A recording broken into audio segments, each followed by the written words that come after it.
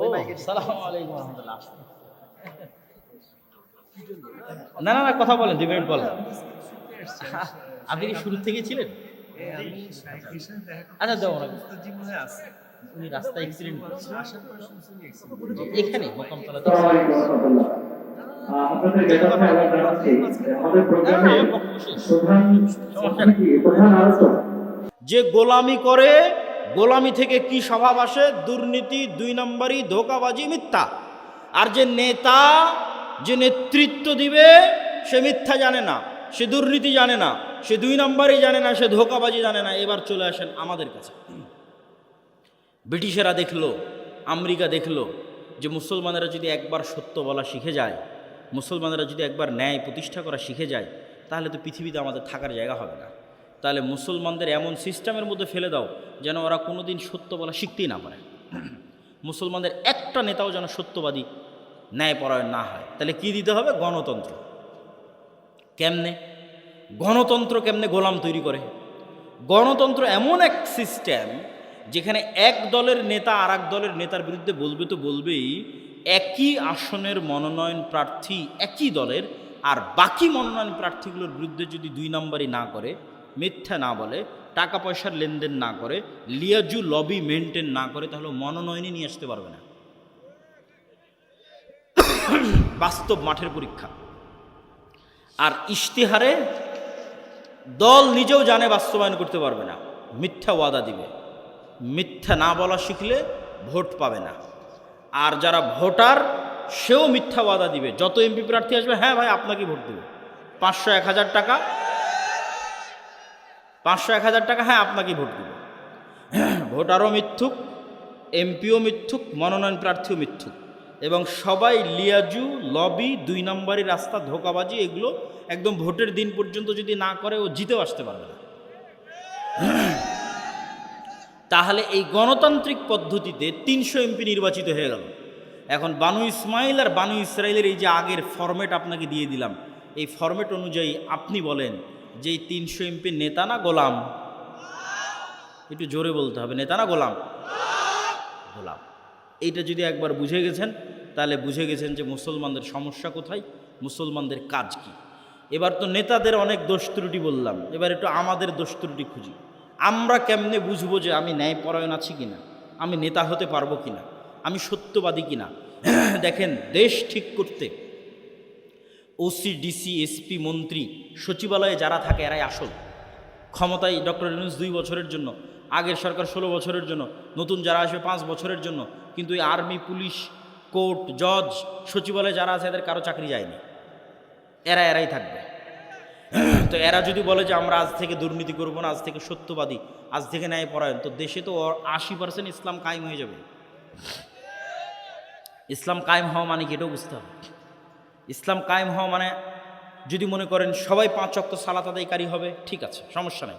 যদি মনে করেন সবাই পর্দা করবে, ঠিক আছে, সমস্যা নেই। কিন্তু কল্পনা করেন যে আজকে গাইবান্ধার শতভাগ মানুষ আজ থেকে 5 ওয়াক্ত সালাত আদায় করতেছে, আর গাইবান্ধার আজকে সব নারী পর্দা করতেছে, কিন্তু এদের অধিকাংশই এখনও 2 নম্বরই করতেছে, মিথ্যা বলতেছে, অন্যের সম্পদ দখল করে নিচ্ছে, দুর্নীতি করতেছে। তাহলে এখানে ইসলাম কায়েম হয়েছে? ইসলাম কায়েম হয়নি। এবার আপনি বুঝবেন কেন বললাম ওসি, ডিসি, এসপি এরা যদি আজ থেকে শতভাগ সৎ হয়ে যায়, তাহলে 80% ইসলাম কায়েম হয়ে যাবে। শুধু কি তাই, এই ওসি, ডিসি, এসপি, মিনিস্টার, সচিবালয় যারা আছে, এরা আল্লাহকে ধোঁকা দিতে চায়, মানুষকে ধোঁকা দিতে চায়। 2 নম্বরই উপায়ে টাকা ইনকাম করে সেই টাকা দিয়ে হজ করে পাপ ক্ষমা করতে চায়। নাউজুবিল্লাহ। এই পাগলদেরকে কে বুঝাবে যে তুমি যে অবৈধ টাকা দিয়ে হজ করছো, ওটা তো কবুল হয়নি, কোনো সমস্যা নাই। তোমার মনের স্বাদ যে তুমি হজ করবা, তোমার মনের স্বাদ যে তুমি একটু মসজিদ কমিটির মেম্বার হবা, টাকা পয়সা দিবা, দান করবা, তো তুমি দান করে জানে কি পাবা, হজ করে জানে কি পাবা, তার চেয়ে তো সিক্রেট তোমার কাছেই আছে, এর চেয়ে বেশি নেকি পাওয়ার। সেটা কি? রাসূল সাল্লাল্লাহু আলাইহি সাল্লাম বলছেন, সাবআতু ইউদিল্লুহুমুল্লাহ ইয়াউমা লা দিল্লা ইল্লা দিল্লুহ, ইমামুন আদিল, যে 7 শ্রেণীর মানুষকে আল্লাহ বিশেষ ছায়া দিবে। তার 1 নম্বরে তাহাজ্জুদ গুজারকে অতিক্রম করে 1 নম্বরে চলে গেছে, দানবীরকে অতিক্রম করে 1 নম্বরে চলে গেছে, যে ওসি তার পদে বসে কিন্তু চুল পরিমাণ অন্যায় করে না, মিথ্যা বলে না। আল্লাহু আকবার। যে ডিসি, যে এসপি, যে প্রিন্সিপাল তার পদে বসে কিন্তু চুল পরিমাণ অন্যায় করে না, মিথ্যা বলে না, এটা 1 নম্বরে চলে গেছে ইমামুন আদিল। তাহলে তুমি অন্যায় উপায়ে সুদ ঘুষ নিয়ে টাকা ইনকাম করে হজ দান করতে চাচ্ছ, এটা তো চরম বোকামি। তুমি যেখানে দায়িত্ব পালন করছো ওখানে সত্যবাদিতার ন্যায়ের সাথে দায়িত্ব পালন করো, ওটাই ইবাদত। এবার আপনাদেরকে বলি, আপনি আপনার একটা উদাহরণ, আপনার বোনকে আপনার পিতার সম্পত্তিতে ন্যায়ের সাথে সম্পত্তি বুঝিয়ে দিয়েছেন কিনা? যদি হ্যাঁ হয় তাহলে আপনার নেতা হওয়ার সম্ভাবনা আছে, যদি না হয় তাহলে আপনার মধ্যে বানু ইসরাইলের গোলামির স্বভাব বিরাজ করতেছে, আপনি গোলাম, আপনার পরবর্তী 14 প্রজন্ম গোলাম। নেতা হতে চাইলে আগে নিজেকে ন্যায়পরায়ণ হতে হবে, যে না, আমার বাবা যা জমি দিয়ে গেছে আমি আজকেই ন্যায়ের ভিত্তিতে আমার বোন যা পায় সেটা আমি বুঝিয়ে দেব। আমি কি আমার স্ত্রীর সাথে ন্যায় করি? আমি কি আমার বাপ মায়ের সাথে ন্যায় করি? আমি কি আমার ছেলে মেয়ের সাথে ন্যায় করি? এইভাবে যখন ন্যায় প্রতিষ্ঠার চ্যালেঞ্জে আন্দোলন তৈরি হবে যে আমরা ন্যায় প্রতিষ্ঠা করব সমাজের রুট লেভেল থেকে টপ লেভেল পর্যন্ত, এমনি রাষ্ট্রে ইসলাম কায়েম হয়ে যাবে, 80% ইসলাম কায়েম হয়ে যাবে এবং এরাই নেতা হবে। এখান থেকে নেতৃত্বের শুরু হবে। ওসমান হাদি যাকে গুলি করে হত্যা করা হয়েছে, সে নির্বাচিত কোনো এমপিও নয়, সে বড় কোনো দলের নেতাও নয়, তার কোনো লাখ লাখ কর্মী বাহিনীও নয়, তাহলে তাকে গুলি করে হত্যা করা হলো কেন? এইটার ক্ষমতা, এটা দেখে আপনি বুঝবেন যে সত্যবাদিতার ন্যায়পরায়ণতার ক্ষমতা কি। সত্যবাদিতা এবং ন্যায়পরায়ণতা থাকলে মানুষ যে আসল নেতা হয়, মানুষ যে প্রকৃত নেতা হয়, তার প্রমাণ হচ্ছে ওসমান হাদি। এই রকম যুবক লাগবে। আজকের বক্তব্যে যতগুলো পয়েন্ট তুলে ধরেছি, একটা একটা করে পয়েন্ট আপনারা মিলান। 1 নাম্বার, যার ঈমান বিল গায়বে ইয়াকিন আছে। 2 নাম্বার, যার শতভাগ তাওহীদ আছে। 3 নাম্বার, যে টাকা পয়সায় গরিব ফকির নয়, ব্যবসায়ী। 4 নাম্বার, যে জ্ঞানে ভালো জ্ঞান, উচ্চ ডিগ্রি জ্ঞান অর্জন করে এসেছে। 5 নাম্বার, যে সত্যবাদী ন্যায়পরায়ণ, জ্ঞানকে বিক্রি করে না, টাকাকে অন্যায় উপায়ে লাগায় না। এই রকম যদি 500 যুবকও তৈরি হয়, তাহলে এই 500 যুবকই বিপ্লব তৈরি করে ফেলতে পারবে, শুধু বাংলাদেশে নয়, সারা পৃথিবীতে। ইনশাআল্লাহ বলেন ইনশাআল্লাহ। তবে হ্যাঁ, এই রকম যুবকদের উপর বিপদ নেমে আসবে, যেমন আসহাবে কাহাফের উপর বিপদ নেমে এসেছিল। বাঁচার রাস্তা, তার জন্য 2টে সিক্রেট থিওরি বলে আজকের বক্তব্য শেষ করব। 2টে আল্লাহর সাহায্য পাওয়ার মাধ্যম। আল্লাহর সাহায্য ছাড়া বিজয় হয়নি, হবে না, হয়নি, হবে না। আল্লাহর সাহায্য লাগবে। আল্লাহর সাহায্য পাওয়ার 1 নম্বর উপায় সালাত, 2 নম্বর উপায় জিকির। সালাত কি? আজকে এখানে বসে বক্তব্য দিচ্ছি, আমেরিকায় বসে মানুষ লাইভ দেখতেছে, ইংল্যান্ডে বসে লাইভ দেখতেছে, ঢাকায় বসে লাইভ দেখতেছে। তো এই যে ইন্টারনেটের মাধ্যমে, মোবাইলের মাধ্যমে 1000 কিলোমিটার দূর থেকে আমার সাথে তারা লাইভ কানেক্টেড হয়েছে। অনলাইন কোর্সে জুম অ্যাপের মধ্যে, গুগল মিটের মধ্যে পাসওয়ার্ড দিয়ে যখন 1000 কিলোমিটার দূরে থাকা ছাত্র 1000 কিলোমিটার দূরে থাকা শিক্ষকের সাথে কানেক্টেড হয় লাইভে এবং ক্লাস নেয়, মুখোমুখি হয়। সালাত এমন এক প্রযুক্তি যা 7 আসমানে থাকা, আরশে থাকা, রব্বুল আলামিনের সাথে জমিনে থাকা আল্লাহর সৃষ্টি মানুষের মধ্যে লাইভ কানেক্টেড করে দেয়। সালাত, আল্লাহু আকবার। আমি আল্লাহর নবীর হাদিস আপনাদের সহজবোধ্য করে অনুবাদ করলাম। হাদিস আল্লাহর নবীর, যে বান্দা যখন সালাতে দাঁড়ায় তখন আল্লাহ সুবহানাহু ওয়া তাআলা বান্দার মুখোমুখি হয়ে যায়। বান্দার চোখ যখন সিজদার দিকে থাকে, কলব যখন কানেক্টেড থাকে, তখন বান্দার সাথে আল্লাহ সুবহানাহু ওয়া তাআলা মুখোমুখি। এই সালাত আমার এবং আপনার বাঁচার রাস্তা। সালাত ছাড়া বাঁচার রাস্তা নেই। সালাত নাই, আল্লাহর গন্তির মধ্যে নাই, আল্লাহর কাউন্টের মধ্যে নাই, আল্লাহর খাতার মধ্যে নাই, আল্লাহর গণনার মধ্যে নাই। কে আপনি? আল্লাহ সুবহানাহু ওয়া তাআলা আপনাকে চেনে না।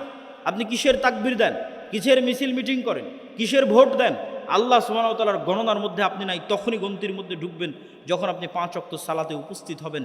5 ওয়াক্ত সালাত ছাড়া মুসলমানের বাঁচার কোনো রাস্তা নাই। সকল বিপদে আপদে মুসলমানের আসমানি মদদের দরকার, আসমানি সহযোগিতার দরকার। এই জন্য সূর্যগ্রহণে সালাত, চন্দ্রগ্রহণে সালাত, বৃষ্টি নাই সালাত, যে কোনো বিপদ আপদে সালাত। কেন? এটা একটা টেকনোলজি, এটা একটা প্রযুক্তি যা দিয়ে জমিনে থেকে 7 আসমানে থাকা রব্বুল আলামিনের সাথে লাইভ কানেক্টেড হওয়া যায়। সম্মানিত উপস্থিতি, 2 নাম্বার জিকির। জিকির কেন পাওয়ারফুল এটা বলে আজকের বক্তব্য শেষ করে দেবো, উঠিয়েন না, খুব গুরুত্বপূর্ণ। সব শেষ পয়েন্ট কিন্তু সবচেয়ে গুরুত্বপূর্ণ। জিকির কেন পাওয়ারফুল? সাউন্ড এবং শব্দ পাওয়ারফুল, এইটা আমরা বুঝি না। আজকের আধুনিক সভ্যতা টিকে আছে ইন্টারনেটের উপর। এই ইন্টারনেট টিকে আছে কিসের উপর? আলোর মধ্যে দিয়ে ডাটা ট্রান্সফার হয়। এটার উপর আমি কথা বলতেছি, এটা আলোর মধ্যে দিয়ে মোবাইল হয়ে নেটওয়ার্ক হয়ে টাওয়ার হয়ে চলে যাচ্ছে আমেরিকাতে, আলোর মধ্যে দিয়ে আমার ভিডিও চলে যাচ্ছে, আলোর মধ্যে ডাটা ট্রান্সফার হয়। এটার উপর আজকের সভ্যতা দাঁড়িয়ে আছে। আর পৃথিবীর সবচেয়ে উন্নত প্রযুক্তির সভ্যতা হচ্ছে শব্দভিত্তিক, আওয়াজ ভিত্তিক, যেটার জ্ঞান আজকের বিজ্ঞানীদের নাই। কিছু জ্ঞান সুলাইমান আলাইহিস সালামের ছিল। সেটা কি? আজকে এখানে যদি কোনো চাইনিজ বসে থাকে, ও শুধু আমার আওয়াজই শুনতে পাবে। আওয়াজ কি বলছে, আওয়াজ, শব্দ। এখানে যদি এখন একটা চাইনিজ বসে বক্তব্য দেয়, তাহলে আপনি খেলে আওয়াজ শুনতে পাবেন, কিছু বুঝতে পারবেন। তাহলে আমি আলটিমেটলি একটা আওয়াজ উচ্চারণ করতেছি, যেটা আপনি বুঝেন, কিন্তু আরেকজনের কাছে এটা শুধুই আওয়াজ, আর কিছু না। তাহলে ওই পাখি, ওই গরু, ওই ছাগল, এই পিঁপড়া অবশ্যই আওয়াজের একটা ফরম্যাট আছে, যে ফরম্যাট উচ্চারণ করলেও বুঝবে। আওয়াজের একটা ফরম্যাট আমি এখন উচ্চারণ করছি, আপনি বুঝতেছেন। আর একটা ফরম্যাট কি? মাই নেম ইজ আব্দুল্লাহ, এটা আরেকটা ফরম্যাট আওয়াজের। আর একটা ফরম্যাট কি? আনা আব্দুল্লাহ, এটা আরেকটা ফরম্যাট, শুধু আওয়াজ। ফরম্যাট চেঞ্জ হচ্ছে, আরবি, বাংলা, ইংরেজি, এইরকমই একটা ফরম্যাট চেঞ্জ হবে। তাহলে পিঁপড়া যে উঠতে হাঁটতেছে, ওই যে মশা বসে আছে, ও বুঝবে যেটা কি আওয়াজ দিল রে। মশা তুমি উড়ো, তো ও বুঝতে পারবে, উড়ে চলে যাবে। ওই আওয়াজটা আমি জানি না, এই আওয়াজটা সুলাইমান আলাইহিস সালাম জানতেন, আল্লাহ দিয়েছিলেন। তাহলে আওয়াজ সবচেয়ে টপ লেভেলের প্রযুক্তি, যার উপর দিয়ে প্রযুক্তি হয় না। একটা উদাহরণ বলি, সুলাইমান আলাইহিস সালাম বললেন রানী বিলকিসের সিংহাসনকে নিয়ে আসতে হবে। ইফরিত নামক জিন বলল আমি নিয়ে আসবো, আপনি এখানে বসে আছেন, বসা থেকে উঠার পূর্বে নিয়ে আসবো। সুলাইমান আলাইহিস সালামের পছন্দ হয়নি। আল্লাযী ইনদাহু ইলমুম মিনাল কিতাব, সে বলল, আরেকজন বলল চোখের পলক পড়ার পূর্বে নিয়ে আসবো। তো ওর বর্ণনা দিতে গিয়ে আল্লাহ কোরআনে বলছে যার কাছে কিতাবের জ্ঞান আছে, সে বলল, সে মানুষ কি জিন আল্লাহ ভালো জানে। আল্লাহ বলছেন যার কাছে কিতাবের জ্ঞান আছে, সে বলল চোখের পলক পড়ার পূর্বে সিংহাসন আপনার সামনে উপস্থিত হবে। তাহলে ইফরিত নামক জিন গায়ের জোরে সিংহাসন নিয়ে আসতে চেয়েছে। আর যে বলল যার কাছে কিতাবের জ্ঞান আছে, এখন জ্ঞানের জোরে সিংহাসন নিয়ে আসবে। এ আবার কি জ্ঞান? কোরআনের ধারা বিবরণী তাই বলছে, জ্ঞানের জোরে। অনেক মুফাসসির লিখেছেন যে তার কাছে লাউহে মাহফুজের বিশেষ জিকির, সাউন্ড, আল্লাহর বিশেষ জিকিরের জ্ঞান তার ছিল, যে জিকির উচ্চারণের মাধ্যমে চোখের পলকে রানী বিলকিসের সিংহাসন সুলাইমান আলাইহিস সালামের দরবারে উপস্থিত হয়ে গেছে। জিকির যে পাওয়ারফুল, শব্দ যে পাওয়ারফুল, তার আরও 3টে উদাহরণ দেন। আল্লাহ আসমান জমিন সব কিছু ধ্বংস করে কিয়ামত কায়েম করবে ইসরাফিলের বাঁশির আওয়াজে, শব্দ দিয়ে। শব্দ সব চূর্ণ বিচূর্ণ হয়ে যাবে, সব মানুষ মরে গেছে, ফেরেশতা মরে গেছে, সব শেষ। এবার নতুন করে সবাইকে জীবিত করা হবে। তখনও ইসরাফিলকে তৈরি করে ইসরাফিলের বাঁশির আওয়াজ দিয়ে সবকে কবর থেকে উঠানো হবে, আওয়াজ, সাউন্ড। 3 নম্বর দলিল, যেটিতে বক্তব্য শেষ করে দেব, আল্লাহ সুবহানাহু ওয়া তাআলা বলছেন ইউসাব্বিহু লিল্লাহি মা ফিস সামাওয়াতি ওয়া মা ফিল আরজ, আসমান এবং জমিন এবং তার মধ্যে যা কিছু আছে। এই পোস্টার এটাও আওয়াজ করে তাসবিহ পাঠ করতেছে, এই টিস্যু এটাও আওয়াজ করে তাসবিহ পাঠ করতেছে, গায়ের জামা, উপরের প্যান্ডেল, নিচের মাটি, লাইট, ক্যামেরা যা আছে সব আওয়াজ করে তাসবিহ পাঠ করতেছে। সে আওয়াজ আমি শুনতেছি না। যেমন পিঁপড়ার চলার আওয়াজ আমি শুনতে পাই না, কিন্তু পিঁপড়ার চলার আওয়াজ 10 কিলোমিটার দূরে থাকা হাতিও শুনতে পাবে, আমি শুনতে পাই না। তাহলে এই সবগুলো থেকে তাসবিহ বের হচ্ছে। শুধু কি এটাই না, রাসূল সাল্লাল্লাহু আলাইহি সাল্লাম বলছেন এরা শুধু তাসবিহ বলতেছে না, এরা তাসবিহ বুঝে। কিভাবে? মুয়াজ্জিন যখন আজান দেয়, তখন মুয়াজ্জিনের আজান যতদূর পর্যন্ত যায়, ততদূর পর্যন্ত জীব জন্তু, জড়বস্তু, জড় পদার্থ, কীট পতঙ্গ, পঙ্গপাল যা আছে সব মুয়াজ্জিনের আজান বুঝে ওই আজানের পক্ষে কিয়ামতের মাঠে সাক্ষী দেবে। আল্লাহু আকবার। তাহলে পুরো পৃথিবীটাই টিকে আছে তাসবিহের উপর, পুরো পৃথিবীতে টিকে আছে জিকিরের উপর। আপনি চোখ বন্ধ করলে যখন এটা দেখতে পাবেন, যখন এটা বুঝতে পারবেন, তখন বুঝবেন জিকির কত পাওয়ারফুল।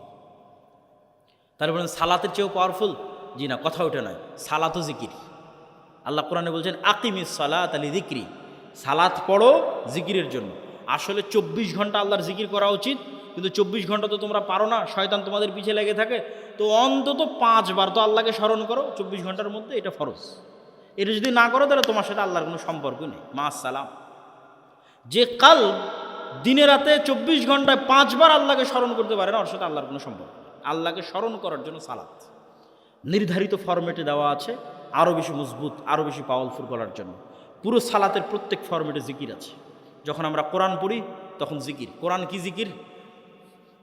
যদি বুঝেন যে আল্লাহর আওয়াজ, আল্লাহর সাউন্ড, যদি বুঝেন আওয়াজ এবং সাউন্ড পাওয়ারফুল, তাহলে একটু কল্পনা করেন কোরআন এটা কার আওয়াজ, এটা কার সাউন্ড? আল্লাহর। জিবরাইল আলাইহিসসালাম আল্লাহ সুবহানাহু ওয়া তাআলার নিকট থেকে, লাউহে মাহফুজ থেকে জিবরাইল আলাইহিসসালামের নিকট থেকে মুহাম্মদ সাল্লাল্লাহু আলাইহি ওয়াসাল্লাম। এই জন্য তাজবিদের গুরুত্ব আছে। আপনার কোরআন পড়াটা যেন এমন হয় যেমনভাবে মুহাম্মদ সাল্লাল্লাহু আলাইহি ওয়াসাল্লাম পড়তেন। তাহলে মুহাম্মদ সাল্লাল্লাহু আলাইহি ওয়াসাল্লামের পড়াটা জিবরাইলের মতো, জিবরাইলের পড়াটা আল্লাহ সুবহানাহু ওয়া তাআলার মতো। এটা আল্লাহর আওয়াজ। আল্লাহু আকবার, আল্লাহু আকবার। মুসা আলাইহিসসালাতু ওয়াসসালামের লাঠির চেয়ে পাওয়ারফুল জিনিস মুসলমানদের কাছে আছে, সেটা হচ্ছে আল্লাহর আওয়াজ, আল্লাহর শব্দ। এই জন্য এটা সর্বশ্রেষ্ঠ জিকির। আফজালুজ জিকরি তিলাওয়াতুল কোরআন। সম্মানিত উপস্থিতি, তাহলে কি দিয়ে আপনি বাঁচবেন? নেতা হতে চান, ইসলামী বিপ্লব করতে চান, দুইটা জিনিস লাগবে, সকাল সন্ধ্যার জিকির, 5 ওয়াক্ত সালাত, পারলে রাতেরও সালাত। রহমত আছে, বিশেষ রহমত আছে যে কোটি টাকার মালিক আবার সেই টাকা আল্লাহর রাস্তায় ব্যয় করার তৌফিক পেয়েছে, দাউদ আর সুলাইমান আলাইহিমাস সালাতু ওয়াস সালামের মতো। সম্মানিত উপস্থিতি, টাকা পয়সার গুরুত্ব যেমন দুনিয়াতে আছে, টাকা পয়সার গুরুত্ব তেমন পরকালে আছে। গোলামি থেকে মুক্তির জন্য অর্থনৈতিক মুক্তি ছাড়া অন্য রাস্তা পাওয়া খুব কঠিন। অর্থনৈতিক মুক্তি লাগবেই। এটা আমি আপনি যতটুকু ভালো বুঝি, আমার এবং আপনার চেয়ে মুহাম্মদ সাল্লাল্লাহু আলাইহি ওয়াসাল্লাম ভালো বুঝতেন। মুহাম্মদ সাল্লাল্লাহু আলাইহি ওয়াসাল্লাম যখন মক্কা থেকে হিজরত করে মদিনায় গেলেন, তখন দেখলেন মদিনার আনসারেরা কৃষক, আর মদিনার সকল ব্যবসা বাণিজ্যের মালিক হচ্ছে ইহুদিরা, আর মদিনা রাষ্ট্রের প্রধানমন্ত্রী করে দেওয়া হয়েছে রাসূল সাল্লাল্লাহু আলাইহি সাল্লামকে। তাহলে টাকা ছাড়া প্রধানমন্ত্রী হয়ে দেশ চালানো যাবে না, টাকার মালিক থাকবে ইহুদি, আর আমি প্রধানমন্ত্রী, তো নাম কাওয়াস্তে প্রধানমন্ত্রী, ঢাল নাই, তলোয়ার নাই, নিধিরাম সর্দার। টাকার মালিকও মুসলমানদের হতে হবে, তাহলে রাষ্ট্র চলবে। আল্লাহর নবী বললেন, মহাজির যারা আমার সাথে এসেছে সব ব্যবসায়ী, সবার রক্তে ব্যবসা আছে। আল্লাহর নবী নিজেও ব্যবসায়ী, কেননা মক্কার কুরাইশরা ব্যবসায়ী। আল্লাহর নবী আনসারদের বললেন, তোমাদের সম্পত্তির অর্ধেক অর্ধেক, 3 ভাগের 1 ভাগ, 3 ভাগের 2 ভাগ, যে যেভাবে পারো মহাজিরদের দিয়ে দাও, মহাজিরেরা ব্যবসা শুরু করবে। মহাজিরদের ব্যবসার জন্য যখন অর্থ দিতে বলা হলো, আনসারীরা রাজি হয়ে গেল। উসমান ইবনে আফফান, আব্দুর রহমান ইবনে আউফ, জুবাইর ইবনুল আওয়াম, এই 3 জন সাহাবী আল্লাহর নবীর জীবদ্দশাতেই কোটি কোটি টাকার মালিক হয়ে গেছে ব্যবসা করে। মদিনায় গিয়ে রাসূল সাল্লাল্লাহু আলাইহি সাল্লামের জীবদ্দশাতেই আল্লাহর নবী যেখানে মসজিদে নববী করেছেন, ওখানে বীর রুমা নামে একটা কুয়া ছিল, যে কুয়াতে মুসলমানদেরকে উজু করতে হতো। ওই কুয়ার মালিক ছিল ইহুদি। রাসূল সাল্লাল্লাহু আলাইহি সাল্লাম বললেন, কে এই কুয়া কিনে দিবে জান্নাতে একটি ঝর্ণার বিনিময়ে? ওসমান ইবনে আফফান বললেন, আল্লাহর নবী, আমি জান্নাতে একটা ঝর্ণার বিনিময়ে এই কুয়া আপনাকে কিনে দিচ্ছি। তিনি সেই কুয়া কিনে দিলেন। রাসূল সাল্লাল্লাহু আলাইহি ওয়াসাল্লামের আত্মমর্যাদা রক্ষা হলো। না হলে ইহুদির কাছে গিয়ে অনুরোধ করতে হতো, ভাই তুমি এই কুয়ার মালিক, মুসলমানরা উজু করবে, একটু উজু করতে দাও। এটাই গোলামি। আপনি রাসূল সাল্লাল্লাহু আলাইহি সাল্লামের বদরের যুদ্ধ দেখেন, বদরের যুদ্ধ দেখলে মনে হবে এটি একটি ধর্মীয় যুদ্ধ, অবশ্যই ধর্মীয় যুদ্ধ, কিন্তু এখানে অর্থনৈতিক একটা বড় কারণ আছে। এইদিকে যদি কেবলা হয় তাহলে এইটা ধরতে হবে মক্কা, এইটা ধরতে হবে মদিনা, ওইটা ধরতে হবে সিরিয়া। এই সমুদ্রের পাশ দিয়ে ব্যবসায়িক বিজনেস রুট। আল্লাহর নবী যখন মদিনায় গেছে, মদিনায় গিয়ে ব্যবসায়িক রুট বন্ধ করে দিয়েছে। আবু সুফিয়ান আটকা পড়ে গেছে, মক্কায় ফিরে আসতে পারে না। তখন দূত মারফত আবু জাহালকে বলে পাঠিয়েছে যে মুহাম্মদ সাল্লাল্লাহু আলাইহি ওয়াসাল্লামের সাহাবীরা বিজনেস রুট বন্ধ করে দিয়েছে, তাড়াতাড়ি এসে আমাদের উদ্ধার করো। তখন আবু জাহাল মক্কা থেকে 1000 সেনাবাহিনী নিয়ে রওনা দিয়ে বদরে গিয়ে যুদ্ধ করেছে। বদর মদিনা থেকে 300 কিলোমিটার দূরে সমুদ্রের দিকে, যে সমুদ্র হচ্ছে ব্যবসায়িক রাস্তা। তাহলে ব্যবসায়িক রাস্তা পরিষ্কার করতে আবু জাহাল আবু সুফিয়ানকে যুদ্ধ করতে হয়েছে, কেননা তারা আতঙ্কিত হয়ে গেছিল। আজকে মুহাম্মদ সাল্লাল্লাহু আলাইহি ওয়াসাল্লামের মদিনায় যাওয়া 1 সপ্তাহ হয়নি, 10 দিন হয়নি, তাতে আমাদের ব্যবসায়িক রাস্তা বন্ধ। যদি মদিনা আরও শক্তিশালী হয়, আমরা মক্কার মানুষ কি করে খাবো? সিরিয়াতে তো আমাদের ব্যবসার রাস্তা বন্ধ হয়ে যাবে। তাহলে বদরের যুদ্ধ দেখতে মনে হলেও ধর্মীয় যুদ্ধ, তার পিছনে অর্থনৈতিক বড় একটা কারণ আছে। রাসূল সাল্লাল্লাহু আলাইহি ওয়াসাল্লাম খুব ভালোভাবে জানতেন টাকার প্রয়োজন আছে। অর্থনৈতিক মুক্তির মাধ্যমে গোলামি থেকে মুক্তি হয়।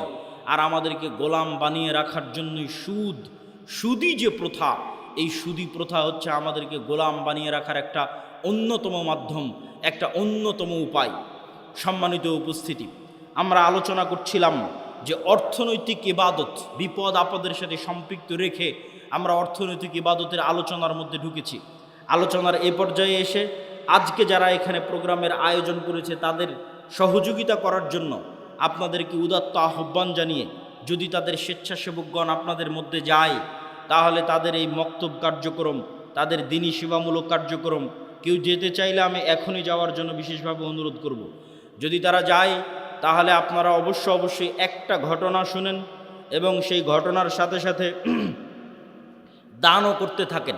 রাসূল সাল্লাল্লাহু আলাইহি ওয়াসাল্লামের কাছে একজন গরিব ফকির মিসকিন সাহাবী এসে বললেন, আল্লাহর নবী, এটা হচ্ছে আমার বাড়ি, আমার বাড়ির পাশে একটা ধনী মানুষের বাড়ি, তার খেজুরের গাছের ডালপালা আমার বাড়িতে এসে থাকে, তো আমার ছেলে পেলে তার গাছ থেকে খেজুর পেড়ে খায়, তো সে আমাকে খুব বকাবকি করে, আল্লাহর নবীর কাছে বিচার দিচ্ছে। আল্লাহর নবী বললেন, ওই ধনী ব্যক্তিকে তুমি জান্নাতে একটা খেজুর গাছের বিনিময়ে এই খেজুর গাছটাই গরিবকে দিয়ে দাও, তোমার তো অনেক খেজুর গাছ আছে, জান্নাতে একটা খেজুর গাছের বিনিময়ে খেজুর গাছটা গরিবকে দিয়ে দাও। সে ব্যক্তি রাজি হলো না। ব্যক্তি মালিকানায় নবীও হস্তক্ষেপ করতে পারে না, ব্যক্তি মালিকানায় রাষ্ট্র হস্তক্ষেপ করতে পারে না। নবীর কথা সাহাবী শুনতেছে না, জান্নাতে একটা খেজুর গাছের বিনিময়ে খেজুর গাছ দিতে বলছে, দেয়নি। তো আবু দাহদা নামে একজন সাহাবী এই ঘটনা শুনতে পেয়েছে। শুনতে পেয়ে সে এই ধনী ব্যক্তিকে বলতেছে, ভাই, আমার একটা বিশাল খেজুরের বাগান আছে, কয়েক হাজার খেজুর গাছ আছে, ওই পুরো খেজুরের গাছ, খেজুরের বাগান তোমার, আর এই যে একটা খেজুরের গাছ আল্লাহর নবী জান্নাতে একটা খেজুর গাছের বিনিময়ে দিতে বলেছে, ওইটা আমাকে দিয়ে দাও। তখন এই ব্যক্তি বলছে, বারে, এত বিশাল খেজুরের বাগান, তার বিনিময়ে একটা খেজুরের গাছ, কি সমস্যা? ও তো আর পরকালের ডিল তো আর বোঝে না, জান্নাতের ডিল তো আর বোঝে না, ও রাজি হয়ে গেছে। তখন আবু দাহদা তার বিশাল খেজুরের বাগান ওই ব্যক্তিকে দিয়ে দিল, আর ওই ব্যক্তি তখন একটা খেজুরের গাছ একে দিয়ে দিল।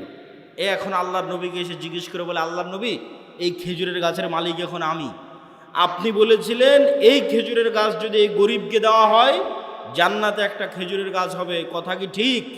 রাসূল সাল্লাল্লাহু আলাইহি সাল্লাম বললেন, হ্যাঁ, কথা ঠিক।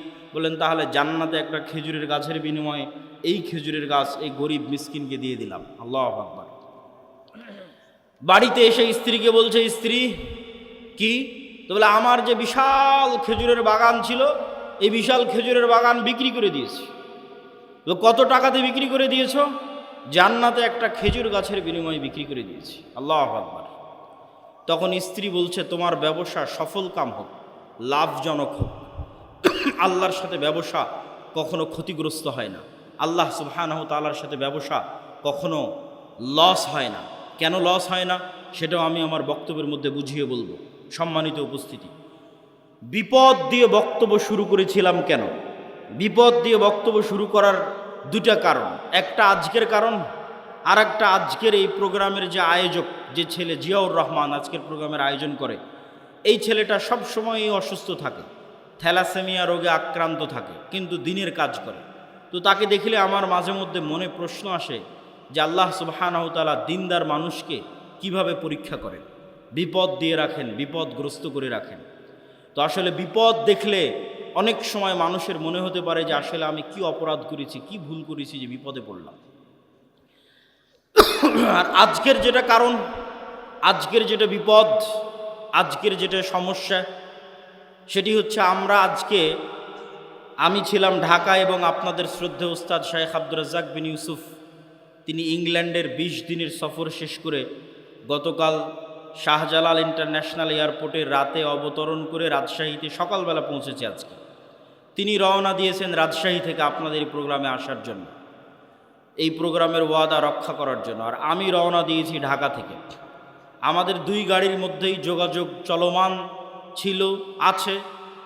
ইতিমধ্যেই আমরা যখন হাটিকুমরুল অতিক্রম করে আপনার এই সিরাজগঞ্জ মোড় অতিক্রম করে যখন বগুড়া শেরপুর রোডে উঠেছি, তখন আমি ঘুম গেছি গাড়িতে। তখন আমার ড্রাইভার ডাক দিয়ে বলতেছে, আব্দুল্লাহ ভাই। তো বলে, কি? তো বলে, উস্তাজিদের গাড়ি অ্যাক্সিডেন্ট করেছে, ইন্না লিল্লাহি ওয়া ইন্না ইলাইহি রাজিউন। তাই বললাম, কী ঘটনা, কোথায়? তো মোকামতলা। তো আমরা খুব দ্রুত, তখন 16 কিলোমিটার দূর ছিলাম মোকামতলা থেকে, খুব দ্রুত আমরা মোকামতলা পৌঁছার চেষ্টা করি এবং আজকের যারা প্রোগ্রামের আয়োজক তাদেরকেও কল দিয়ে আমরা দ্রুত ডাকি যে ভাই তোমরা একটু দ্রুত এগিয়ে আসো, একটু সহযোগিতা করো। তো ঘটনা হচ্ছে, গাড়ি ঠিকঠাকই চলতেছিল, কিন্তু একটা সিএনজি রাস্তা থেকে উঠে দ্রুত সিএনজি চালকেরই দোষ, দ্রুত রাস্তা থেকে উঠতে গেছে এবং আমাদের গাড়ি 60-70-80 যে কিলোমিটার গতিতেই থাক ওই সিএনজির সাথে ধাক্কা খেয়ে সিএনজির দু একজন ব্যক্তি হয়তো আল্লাহ সুবহানাহু ওয়া তাআলা ভালো জানে এখন কী অবস্থা তাদের, তারা বগুড়া জিয়া মেডিকেলে অসুস্থ অবস্থায় আহত অবস্থায় ভর্তি হয়েছে। আর আমাদের শাইখ আব্দুর রাজ্জাক বিন ইউসুফ তিনিও হালকা আহত হয়েছেন, তবে সেরকম গুরুতর নয়।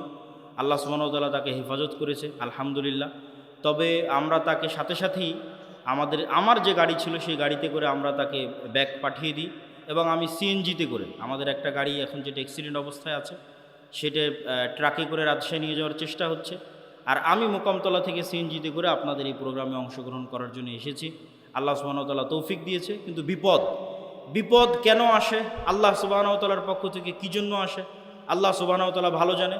কিন্তু বিপদ দিয়ে আলোচনা শুরু করার পিছনের কারণ হচ্ছে আজকের একটা কারণ, এবং আজকের প্রোগ্রামের যে আয়োজক তার জন্য আল্লাহ সুবহানাহু ওয়া তাআলার কাছে দোয়া করি যে আজকের প্রোগ্রামের যে আয়োজক এই ছেলেটা অসুস্থ থাকে সবসময়, ঢাকা মেডিকেলে গিয়ে ভর্তি হয়, তার টাকা পয়সারও সমস্যা থাকে, আল্লাহ সুবহানাহু ওয়া তাআলা তাকেও সুস্থতা দান করুক।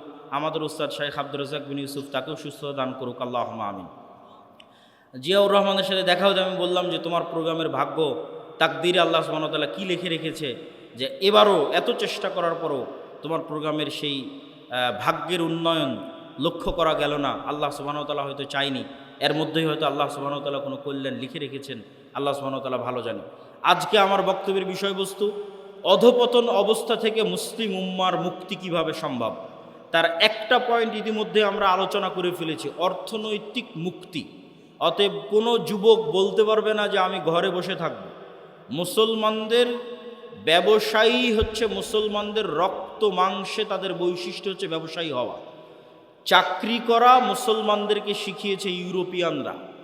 মুসলমানদের বৈশিষ্ট্য ব্যবসায়ী করা, তার দলিল কোথায় থেকে নেবেন?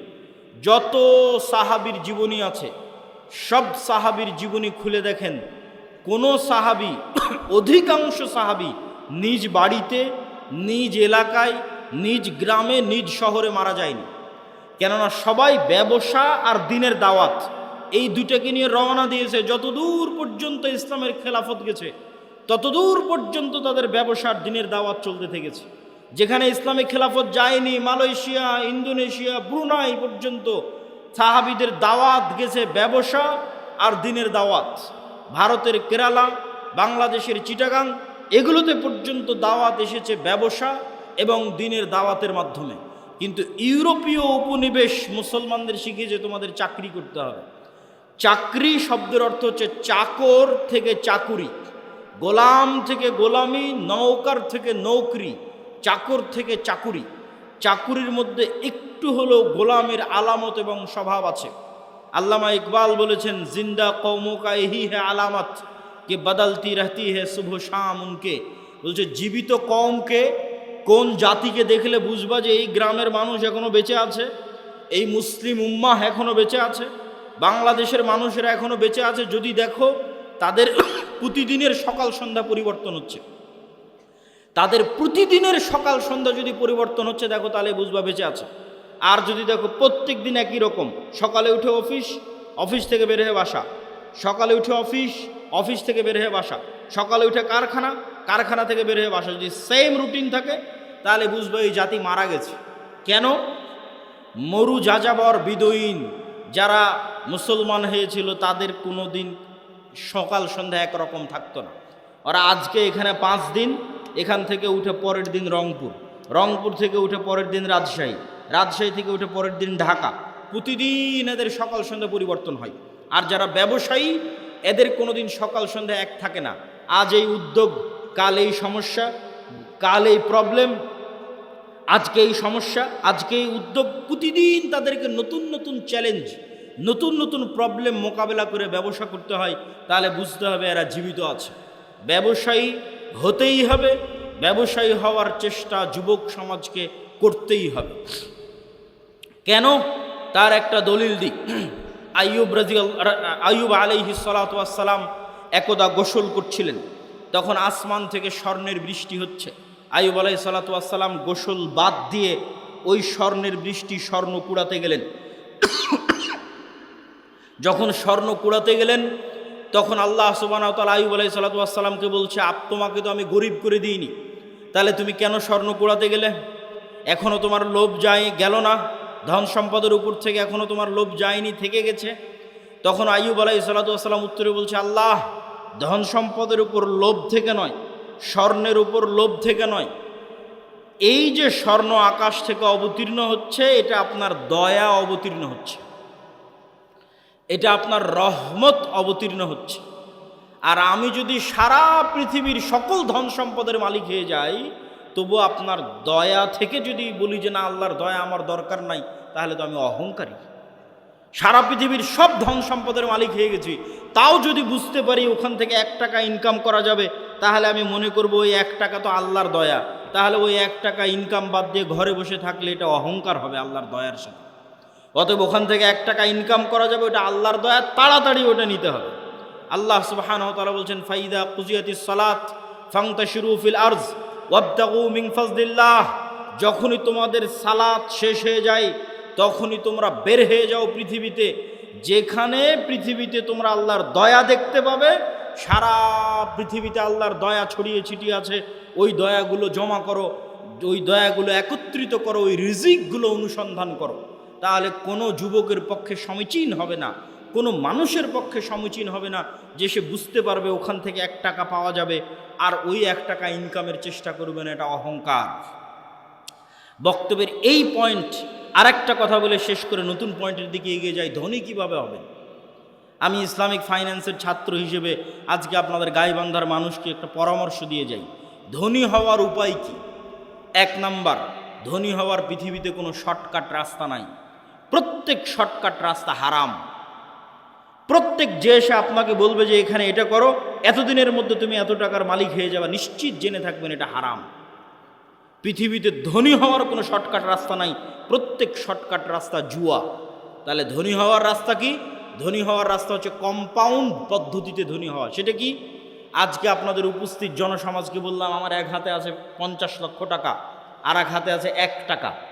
আপনারা কে 50 লক্ষ নিতে চান, কে 1 টাকা নিতে চান? তবে শর্ত কি জানেন? এই 50 লক্ষ টাকা থেকে 1 টাকাও বাড়বে না, আর এই 1 টাকা থেকে প্রতিদিন এই 1 টাকাটা দ্বিগুণ হবে। আজ 1 টাকা তো কাল 2 টাকা, 2 টাকা তো পরের দিন 4 টাকা, 4 টাকা তো পরের দিন 8 টাকা, 8 টাকা তো পরের দিন 16 টাকা। কতদিন দ্বিগুণ হবে? 30 দিন। তা আপনারা এখানে বসে থেকেও যদি এখন ক্যালকুলেশন করেন, আপনার মনে হবে আরে বাড়তে তো 8 টাকা, 8 টাকা থেকে 16 টাকার কতই বাড়বে, 16 টাকা থেকে 32 টাকা, তার চেয়ে ভালো এই 50 লক্ষ টাকা এটা নিয়ে নিই। আপনি তাহলে ধনী হতে পারবেন না। আপনি এখনও ব্যবসা বুঝেন না, আপনি এখনও জুয়ার মধ্যে আছেন। মনে করতেছেন ব্যবসা মানে মনে হয় জুয়া, যে একটা গেম খেলে নিলাম, একবারে ধনী হয়ে গেলাম। এখান থেকে উঠে গিয়ে হিসাব করবেন যে এই 1 টাকা দ্বিগুণ হতে হতে 30তম দিনে কত হবে? 1 কোটি টাকার বেশি হবে। ক্যালকুলেটরে অথবা মোবাইলে বক্তব্যের শেষে হিসাব করবেন যে 1 টাকা থেকে 2 টাকা, 2 টাকা থেকে 4 টাকা, 4 টাকা 8 টাকা, 8 টাকা থেকে 16 টাকা, দ্বিগুণ হতে হতে 30তম দিনে কত হয়?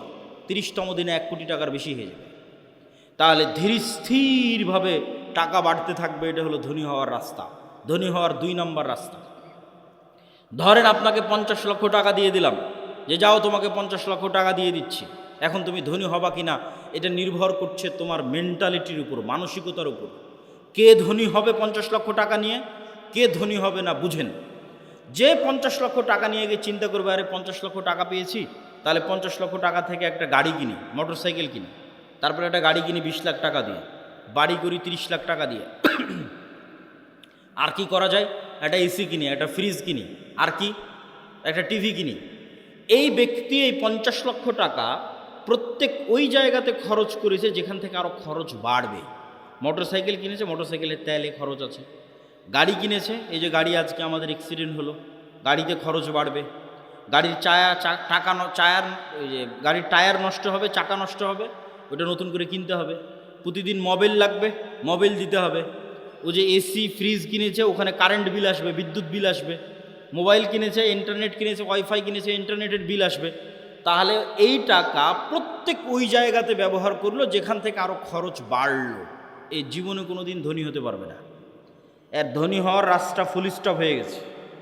এই যদি প্রবাস থেকে কোটি টাকা ইনকাম করে নিয়ে আসে তাও ধনী হবে না, গার্মেন্টসে কাজ করে ইনকাম করে তাও ধনী হবে না, আপনারা যদি মাঠে জমিতে কাজ করে টাকা জমা করেন তাও ধনী হবেন না। শেষ ধনী হওয়ার রাস্তা। ধনী কে হবে? 1 টাকা ইনকাম করেছে, 10 টাকা ইনকাম করেছে, ইনকাম করার পর যে চিন্তা করতে পারবে যে আমার গায়ের জামাটা ছিঁড়া আছে, ছিঁড়াই থাক, আমার পায়ের স্যান্ডেলটা ছিঁড়া আছে, ছিঁড়াই থাক, আমার বাড়ি মাটির আছে, মাটিরই থাক, আগে 10 টাকা এমন জায়গায় ব্যয় করি যেখান থেকে আর 1 টাকা ইনকাম হবে, যেখান থেকে আর 1 টাকা ইনকাম বের হয়ে আসবে, ওই জায়গাতে আগে ব্যয় করি এই 10 টাকা। এই ব্যক্তি ধনী হয়ে যাবে। সময় লাগবে, 30 বছর সময় লাগবে, কিন্তু এই যে কম্পাউন্ড ওয়েতে আস্তে আস্তে বাড়তে বাড়তে শেষের দিকে গিয়ে কোটিপতি হয়ে যাবে দ্রুত। শেষে গিয়ে দ্রুত কোটিপতি হবে, শুরুতে অত দ্রুত হবে না, কিন্তু ওর পদ্ধতি ঠিক আছে। আর 10 টাকা ইনকাম করে বলবেন আজকে নতুন জামা লাগবে, 10 টাকা ইনকাম করে বলবে আজকে নতুন স্যান্ডেল লাগবে, আজকে এসি ফ্রিজ লাগবে, জীবনে ধনী হবে না। যে টাকা এমন জায়গায় ব্যয় করতে পারে যেখান থেকে আবার টাকা ইনকাম হওয়ার রাস্তা তৈরি হবে, এ ধনী হয়ে যাবে, আজকে যতই গরিব থাকুক। তাহলে মুসলমানদের ধনী হওয়া ছাড়া, অর্থনৈতিক মুক্তি ছাড়া গোলামি থেকে মুক্তির রাস্তা নাই। আজকের পুরো পৃথিবী টিকেই আছে ডলারের গোলামির উপর। ভেনেজুয়েলার প্রেসিডেন্টকে হাত পা বেঁধে তুলে নিয়ে যাওয়ার কারণ কি? টাকা, তেল। আজকে মুসলমানেরা মুক্তি পাচ্ছে না কেন? ডলার ভিত্তিক অর্থনীতির গোলাম। সব IMF, ওয়ার্ল্ড ব্যাংকের কাছ থেকে লোন নিয়ে রেখেছে। সারা পৃথিবীর সকল অর্থনীতির কন্ট্রোল ইহুদিদের হাতে। তাহলে মুসলমান বলবে আমি ঘুমাবো, বসে থাকবো, ফ্রি ফায়ার পাবজি খেলবো, ব্যবসা করবে না, টাকা পয়সা ইনকাম করবে না, মুক্তি হবে? এটা অসম্ভব। ব্যবসা করতে হবে, টাকা পয়সা ইনকাম করতে হবে। আল্লাহ সুবহানাহু ওয়া তাআলা কবুল করুক, আল্লাহুম্মা আমিন। গোলামি থেকে মুক্তির জন্য 2 নম্বর করণীয় ঈমান বিল গায়বে ইয়াকিন এবং সর্বোচ্চ তাওহীদে বিশ্বাস। আল্লামা ইকবাল লিখেছেন, ये दौर अपने बराहिम की तलाश में है। আজকের যুগে মুসলমানদের মুক্তির একটাই রাস্তা, আজকে মুসলমানদের মধ্যে একজন ইব্রাহিম আলাইহিস সালাম লাগবে। নাই, ইব্রাহিম আলাইহিস সালাম নাই মুসলমানদের মধ্যে। আল্লামা ইকবাল গবেষণা করে দেখেছে, অনুসন্ধান করে দেখেছে, মুসলমানদের মধ্যে সালাত আদায়কারী আছে, রোজাদার আছে, দানবীর আছে, ইব্রাহিম আলাইহিস সালামের মতো সর্বোচ্চ তাওহীদে বিশ্বাসী নাই। আপনারা আহলে হাদিস মানুষ মনে করছেন আমরা তো কবরে যাই না, আমরা তাবিজ কবজ ব্যবহার করি না, আমরা শিরক করি না, তাহলে আমাদেরও কিসের তাওহীদে কমতি আছে? সেটা কোথায়? ইব্রাহিম আলাইহিস সালাতু ওয়াস সালামের তাওহীদ মানে তার হৃদয় শুধু এই কবর আর শিরক থেকে মুক্ত নয়, তার হৃদয় টাকার প্রভাব থেকে মুক্ত, নেশার প্রভাব থেকে মুক্ত, নারীর প্রভাব থেকে মুক্ত, ক্ষমতার প্রভাব থেকে মুক্ত। কোনো একটার প্রলোভন দেখিয়ে তাকে আল্লাহর আনুগত্য থেকে দূরে করা যাবে না। তুমি আহলে হাদিস হলে কি হবে? সালাফি হলে কি হবে? কবরে পূজা না দিলে কি হবে? তুমি তো বিড়িখোর, সিগারেটখোর, বিড়ি সিগারেটের নেশায় আছো। তাহলে তোমার ইলাহকে ওই বিড়ি সিগারেট। ইলাহাহু হাওয়া, যার নফসকে সে নিজের ইলাহ বানিয়ে নিয়েছে। তুমি টাকার জন্য হালাল হারাম বাস বিচার না করেই টাকার জন্য পাগল, তাহলে তোমার ইলাহকে টাকা। তুমি ক্ষমতার জন্য বাস বিচার না করে মানুষ হত্যা করতে পারো, মিছিল মিটিং করতে পারো, মিথ্যা কথা বলতে পারো, তাহলে তোমার ইলাহকে ক্ষমতা।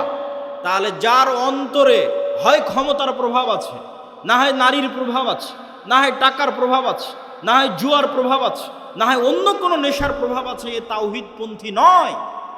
এই ইব্রাহিম আলাইহিস সালাতু ওয়াস সালামের উত্তরসূরি নয়। যতই শিরকে আকবার না করুক, বড় শিরক না করুক, ইব্রাহিম আলাইহিস সালাম কে? যার হৃদয় শুধু ওটাই চায় যেটা আল্লাহ বলেছে, তার হৃদয় ওটাই ভালোবাসে যেটা আল্লাহ ভালোবাসে, তার হৃদয় ওটাই ঘৃণা করে যেটা আল্লাহ ঘৃণা করে। এটা এত সহজ নয়। আল্লাহ যেটা ঘৃণা করতে বলেছে ওটাকে আপনি শতভাগ ঘৃণা করবেন, আর আল্লাহ যেটা ভালোবাসতে বলেছে ওটাকে আপনি জান প্রাণ দিয়ে ভালোবাসবেন। এই মহব্বত, এই ভালোবাসা আল্লাহ সুবহানাহু ওয়া তাআলার সাথে, এই সম্পর্ক আল্লাহ সুবহানাহু ওয়া তাআলার সাথে, আল্লাহকে আপনি ওই লেভেলের ইলাহ মানেন, এই মুসলমান হওয়া এত সহজ নয়। ওই ইব্রাহিম আলাইহিস সালাতু ওয়াস সালাম হওয়া অত সহজ নয়, কিন্তু ইব্রাহিম আলাইহিস সালাম লাগবে। মুক্তি ইব্রাহিম আলাইহিস সালাতু ওয়াস সালামের মতো মানুষ হওয়া ছাড়া সম্ভব নয়। 2 নম্বর ঈমান বিল গায়বে ইয়াকিন। গায়েব মানে যা চোখে দেখা যায় না। আজকে এখানে আব্দুল্লাহ বিন আব্দুর রাজ্জাক উপস্থিত হয়েছে, এটা আপনারা চোখে দেখতে পাচ্ছেন, কিন্তু এখানে যে ফেরেশতারা উপস্থিত হয়েছে এটা কি দেখতে পাচ্ছেন? দেখতে পাচ্ছেন না। কিন্তু ফেরেশতারা যে উপস্থিত হয়েছে ওটাকে যেই দিন এইভাবে বিশ্বাস করতে পারবেন, যেভাবে এখন আমাকে দেখে যেটা আপনার অন্তরে যেই মাত্রার বিশ্বাস, যেখানে আব্দুল্লাহ বিন আব্দুর রাজ্জাক উপস্থিত আছে, এই মাত্রার বিশ্বাস যেই দিন হবে, যেন এখানে আমার পাশে ফেরেশতারা বসে আছে, এটার নাম ঈমান বিল গায়বে ইয়াকিন। এটা হচ্ছে দেখতে পাওয়া, ভিজুয়ালাইজ করা। কবরকে আপনি দেখতে পাচ্ছেন, জান্নাতকে আপনি দেখতে পাচ্ছেন, জাহান্নামকে আপনি দেখতে পাচ্ছেন। আপনি কল্পনা করেন, আসহাবুল উখদুদের ঘটনা বলছিল তাওহিদ ভাই, ওমা নাকামু মিনহুম ইল্লা ইউমিনু বিল্লাহিল আজিজিল হামিদ, বলছে যে আগুনের মধ্যে ঢুকে যাচ্ছে। ঘটনা তো ভাই বলেছে, আমি শুধু লজিক বলি। ওদের বাড়ি আছে, ঘর আছে, বাড়ি ঘর রেখে সাক্ষাৎ আগুনের মধ্যে কিভাবে ঢুকে? একটা রাস্তা ছাড়া ওই আগুনের মধ্যে ঢুকার কোনো রাস্তা নেই। আপনি পারবো না। পারবো একটা শর্ত পূরণ করলে। সেটা কি? আসহাবুল উখদুদের ঈমান বিল গায়বে ইয়াকিন এত বেশি ছিল যে ওরা ওই আগুনের মধ্যে জান্নাত দেখতে পাচ্ছিল। ওরা আগুনে ঢোকেনি রে পাগলা, ওরা জান্নাতে ঢুকেছে। আল্লাহু আকবার। আপনি মনে করছেন আগুনে ঢুকেছে, কিন্তু ওরা তো আগুন দেখতেই পায়নি। ওরা ওই আগুনের জান্নাত দেখতে পেয়েছে। আমরা কিসে ঢুকছি? জান্নাতে ঢুকতেছি। জান্নাতকে এরকম ভিজুয়ালাইজ যতক্ষণ না করতে পারবে ঢোকা সম্ভব নয়। আর ওরা যখন পেছন মুড়িয়ে নিজের বাড়ি ঘর দেখেছে তখন দেখতে পাচ্ছে। আপনি দেখছেন বাড়িতে এসি আছে, ফ্রিজ আছে, ঘর বাড়ি আছে, ছেলে মেয়ে আছে, কিন্তু ওরা যখন বাড়ির দিকে তাকিয়ে দেখেছে তখন দেখছে আর এখানে তো জাহান্নামের আগুন জ্বলছে। সত্যি দেখতে পাচ্ছে, কাল্পনিক নয়, সত্যি দেখতে পাচ্ছে। আর আমাদের বাড়ি ঘরে তো জাহান্নামের আগুন জ্বলছে, ওরে বাবারে, এখানে ফেরত যাওয়া যাবে না। আর এই আগুনের মধ্যে কি দেখতে পাচ্ছে? জান্নাত। আর এখানে তো ঢুকতে হবে। এর নাম হচ্ছে ঈমান বিল গায়বি ইয়াকিন। এই লেভেলের ঈমান যতক্ষণ পর্যন্ত অন্তত বাংলাদেশের 20% মুসলমানের না হয়েছে ততক্ষণ আপনি বলবেন যে বাংলাদেশে ইসলাম প্রতিষ্ঠা হয়ে যাবে, ইসলামী খেলাফা কায়েম হয়ে যাবে, সম্ভব নয়।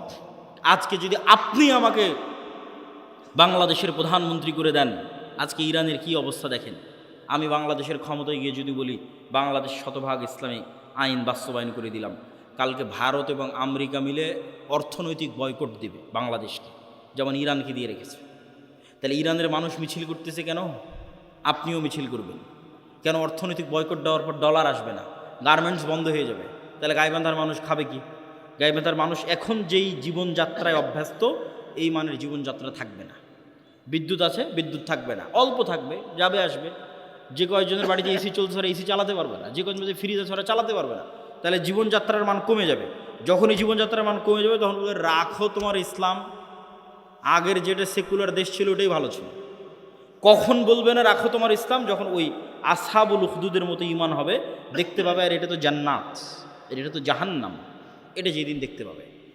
এই লেভেলের ঈমান ছাড়া বাংলাদেশের সবচেয়ে পরহেজগার মানুষকে যদি রাষ্ট্র ক্ষমতায় বসিয়ে দেন, ও রাষ্ট্রে ইসলাম প্রতিষ্ঠা করতে পারবে না। বাংলাদেশের মানুষও আগে টেনে নামাবে যে তুই ক্ষমতায় থাকলে আমরা খেতে পাই না, টেনে নামাবে। কিন্তু যখন মনে করবে যে আমি খেতে পাচ্ছি না, এটাই কোরআনের ওই আয়াত, আম হাসিবতুম আন তাদখুলুল জান্নাহ ওয়ালাম্মা ইয়াতিকুম মাসালুল লাযীনা খালাউ মিন ক্বাবলিকুম মাসসাতহুমুল বা'সা ওয়াদ দাররা ওয়া যুলজিলু হাত্তা ইয়াকুলার রাসূলু ওয়াল লাযীনা আমানু মা'আহু মাতা নাসরুল্লাহ। দুনিয়ার মানুষ, জান্নাত কি তোমাদের নানির বাড়ি? জান্নাত কি তোমাদের মামার বাড়ি? আল্লাহ বলছেন আম হাসিবতুম আন তাদখুলুল জান্নাহ, মনে করে নিলার জান্নাতে চলে গেলা, অথচ তোমাদের অতীতে যারা চলে গেছে তারা যে পরিমাণ কষ্ট সহ্য করেছে, তারা যে পরিমাণ আল্লাহর পরীক্ষার মুখোমুখি হয়েছে, সেই পরিমাণ পরীক্ষা দুঃখ কষ্ট তোমরা কিছুই ভোগ করনি, আর বলছো জান্নাতে চলে যাব? সম্ভব নয়। সম্মানিত উপস্থিতি, ঈমান বিল গায়বে ইয়াকিন। গায়েব মানে না দেখা জিনিসকে দেখতে পাওয়া। চোখ বন্ধ করলে আপনি দেখতে পাচ্ছেন যে কবরে কি হয়, জান্নাতে কি হয়। এটা দেখাও সহজ। দু একটা সহজ বুদ্ধি বলে দিই, কেমনে দেখতে পাবেন। আল্লাহ প্রত্যেক স্তরে পরের স্তরের আলামত দিয়ে রেখেছে। আমরা এখন দুনিয়ার স্তরে আছি, এর পরের স্তর কবরের স্তর। তো প্রত্যেক দিন দুনিয়াতে আমরা কবর দেখতে পাই। আল্লাহ দেখার ব্যবস্থা করে দিয়েছে, সেটা হচ্ছে ঘুম। আপনি যখন ঘুমাতে যান তখন দোয়া পড়েন, আল্লাহুম্মা বিইসমিকা আমুতু ওয়া আহইয়া। আল্লাহ তোমার নামে ঘুমাতে যাচ্ছি। জি না, যদি হতো আল্লাহ তোমার নামে ঘুমাতে যাচ্ছে, তাহলে আরবি হতো আল্লাহুম্মা বিইসমিকা আনামু ওয়া আইকাজ। তাওহীদ ভাই আছে, বুঝতে পারতেছে? আরও যারা আরবি বুঝবে তারা বুঝতে পারবে। তাহলে তখন দোয়ার অর্থ কি হবে? যে আল্লাহ তোমার নামে ঘুমাতে যাচ্ছি, তোমার নামে ঘুম থেকে উঠবো। কিন্তু আল্লাহ দোয়া বানিয়েছে আল্লাহুম্মা বিইসমিকা আমুতু, আল্লাহ তোমার নামে মরতে যাচ্ছি, ওয়া আহইয়া, তোমার নামে মরা থেকে জীবিত হব। এবার সকালবেলা কি দোয়া শিখিয়েছে? আলহামদুলিল্লাহ ইল্লাযী আহইয়ানা বা'দামা আমাতানা। কি আশ্চর্য! বলে আল্লাহ মরে গেছিলাম রাতের বেলা, মরা থেকে এখন জীবিত হলাম। বা'দামা আমাতানা, মৃত্যুর পর। আল্লাহ রাতে মৃত্যু সংগঠিত হয়ে গেছিল, মৃত্যুর পর সকালবেলা তুমি জীবিত করে দিয়েছো। এটা হলো দোয়া। তাহলে প্রত্যেক দিন আমরা কবরে যাচ্ছি, প্রতি রাতে যখনই ঘুমাই তখনই কবরে যাই। ওটাই বারজাখের জীবন। বারজাখী জীবন ওই রকমই, কাছাকাছি। সেটার স্বাদ আল্লাহ সুবহানাহু ওয়া তাআলা দেন। যদিও রুহের পার্থক্য ভেদে বারজাখী জীবনে এক একজনের এক এক রকম হবে। যেমন যারা শহীদের রূহ, এরা পাখি হিসেবে জান্নাতে উড়বে, তাদের খাবারের ব্যবস্থা থাকবে। যারা শহীদের রুহের চাইতে উপরের লেভেলের রূহ, তারা আল্লাহর আরশে ঝুলন্ত থাকবে।